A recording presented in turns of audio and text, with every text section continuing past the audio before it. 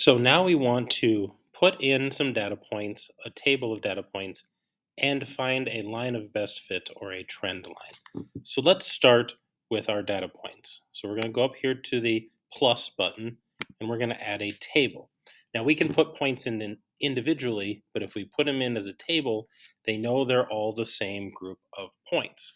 And here's the example that we're going to use. Remember that the x values stand for the number of hours they spent online.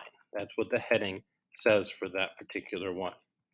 Now, the Y values stand for the test score that the student got based on those number of hours. So we're going to try to see if there's some kind of correlation between these two numbers.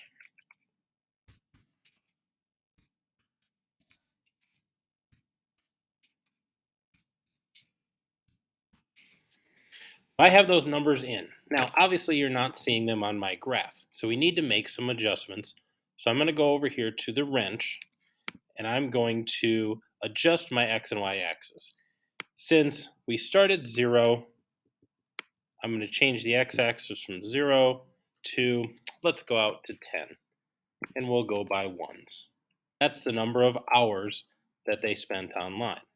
Now for the y-axis, I can't get a score lower than 0, but it looks like our biggest score is 100.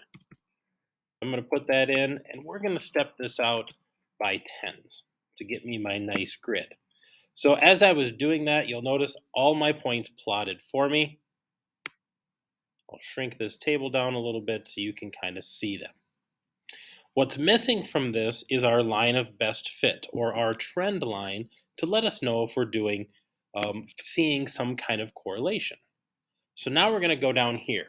Now, because my table references x1 and y1, I'm going to use that in my equation. So I'm going to start out with the basics of y equals mx plus b. But m and b don't mean anything right now.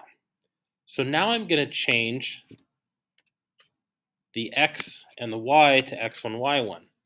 What I basically did is I told Desmos I would like to refer to my points up here in this table.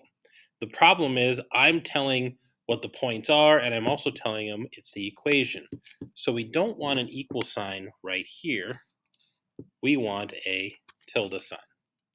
Now, as soon as I put that tilde sign in, what happened was Desmos knows that I want to take this form, slope-intercept form for a line, and I want to look at the points that we've got up here in the table and find the best line possible.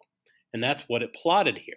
And if you look below, you'll see M is negative 7.9 and B is 98. So it gave me my slope and it gave me my y-intercept. What's more important is now that I have this line, if I go and click on that line, I can find out what's going to happen if I am online for an hour. I would expect to get about a 90.14 on my test. If I'm on for 2 hours, I'm going to get about an 82. If I go way out here and try to extrapolate a little bit, if I'm on for 7 hours the night before, it looks like I'm only going to expect about a 42.7. Now, is this perfect? No, but this is the best line that Desmos can come up with. Now, on the flip side, I can think of it a little differently. Let's say I'm hoping to get a 95 on the test. So if I want a 95 on my test, according to the model that we came up with, I'm going to get close here. Not quite 0.4 hours gaming. Excuse me, hours online, not necessarily gaming. If I'm only hoping for an 80,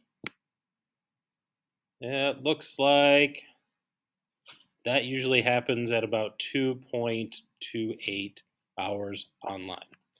So all we did is we figured out the best line to fit the points that we came up with.